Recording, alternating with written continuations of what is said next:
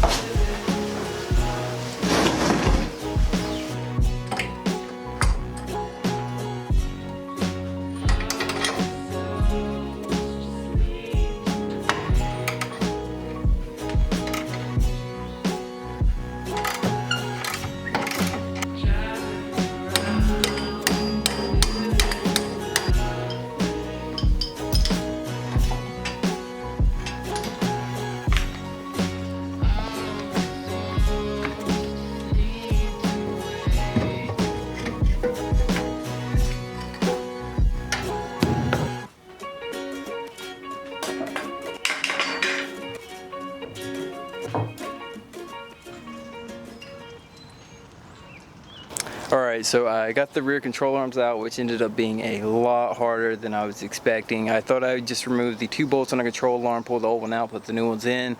But in order to get the 2 bolts that connect to the subframe, you have to drop the diff, which I actually didn't do it all the way. I just removed all the mounting bolts and just wiggled around and jacked it up to get them out. And I mean, you can see my hands are completely dirty. I cut myself there.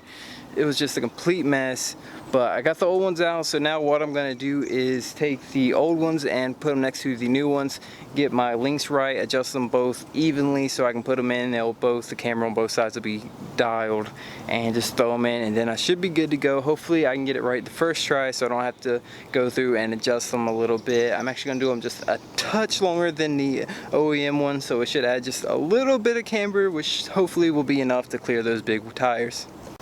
And before I start working in, I just want to quickly show you all the difference between the OEM control arms and the aftermarket ones. Now these, obviously they're really dirty from being under the car for 20 years, but they're a weird design. They remind me of like barbecue tongs or something. It just seems flimsy. The metal's kind of thin, which doesn't matter too much. They're not really under much load or stress unless you like hit a curb or something, so it doesn't really matter. But these, obviously, they're a lot more beefy, just solid steel tube, well, hollow, but it's one piece. And obviously I have the benefit of full adjustability. They're just a lot nicer, stronger, and they look better. You can't really go wrong. But now I'm going to go in and get started. Hopefully they'll go in a lot easier than they came out.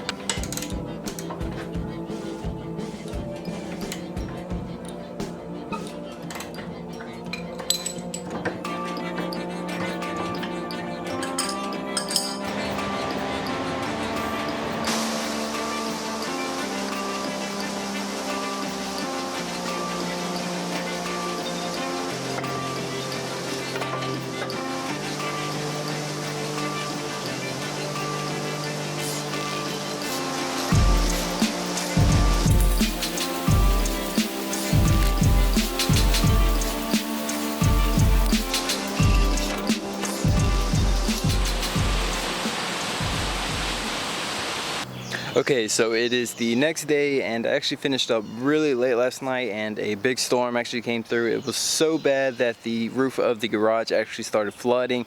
You seriously could not hear anything, so I decided to just wait till today so I can pull the car out in the daylight and everything to show you all. And I'm also going to go under the car and I'll just show you the camber arms and briefly talk about how to install them for any of you out there that are curious about getting them. It's really simple, it's not too bad, so I'll just go in and show you that now. So here are the arms, which I'm only showing one side just because it's the only side I got lit up. You can't really see under the car, but it's just these two bolts here. You can see this one and the one up here which connects to the subframe, which is the harder one I was talking about. You have to drop the diff a bit, which isn't too bad if you remove the bolt here, which are the diff bolts, and loosen the one in the front here. You can just sort of jack the diff and get it up enough to wiggle this bolt out, and it actually goes in a lot easier than it comes out. So you just swap it in. It took me a good while just because I didn't, like, it was the first time I was doing it, so I didn't know exactly what I was doing, and I just had to figure out like the kinks of getting this bolt out. But it's real simple and pretty much anybody can do it that has like basic mechanical skills. But now I will go ahead and pull the car out so I can show you all how it sits, which the tires just barely clear the inner arch. There's probably about like this much room.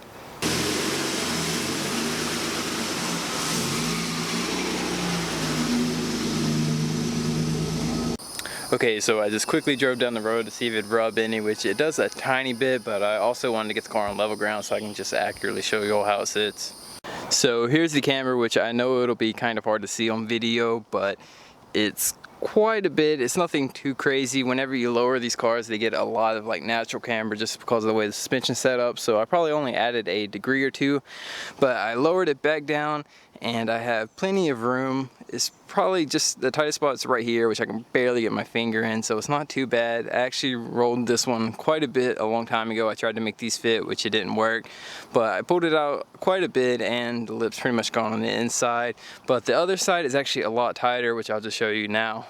So this side, there's a lot less clearance, which I don't think it's down to the camber, but this wheel actually has a lot of toe out. I cannot get my finger in at all. It's pretty much resting on this part, which this part's fine, and it's fine up to about like right here.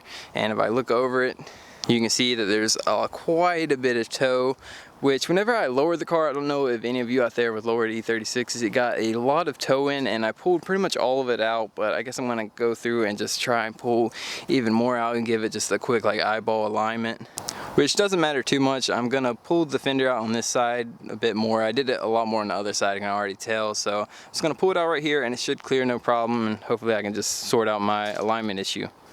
But those are the adjustable lower control arms, camber arms, whatever you want to call them, but they definitely did the job. They added just enough camber so I could fit those tires and the car sitting where I want it to, at least for now, which is still probably almost an inch higher than what it normally sits with, but that's just because of the tire sidewalls. They're a lot thicker. Now, I would definitely recommend these to anybody out there that's like sort of does track work, drifting, anything like that, or even if you're one of those stance kids, you just want to add a bunch of camber. They work, they're easy to install, and they're really cheap, so I definitely recommend them. I said I would put the link in the description, so it'll be there so you can check it out. Now, I know the car is looking pretty beat and battered, probably the worst it's ever looked, which is saying a lot, but don't worry, I'm about to go through. It's going to be painted and everything. I'm just waiting until I do a few more things. I have a lot of parts, like I've been saying, to go on the car, but you have to do first before I can paint it and everything. Now, the next thing I'll probably do is maybe some like alignment stuff, some drift angle stuff. I'm not quite sure what I'll do, but there's definitely a lot that's about to go down, which I'm always saying when I fix it up, take care of it, but it never really happens, which I'll have you know, I did look for a hood and a tail light for the car at the junkyard, but they didn't have any, so that kind of sucks. But I'm trying to clean it up, make it better than ever. I'm kind of done with the Miata, like not done with it, but like less focused on it. Now my focus is on this and to get it right and boosted and sideways. But that's gonna be pretty much it. If you enjoyed the video, definitely drop a like and let me know what you all think. It's Camber Arms. If anything, you have any questions or anything like, just obviously ask me. But as always, until then.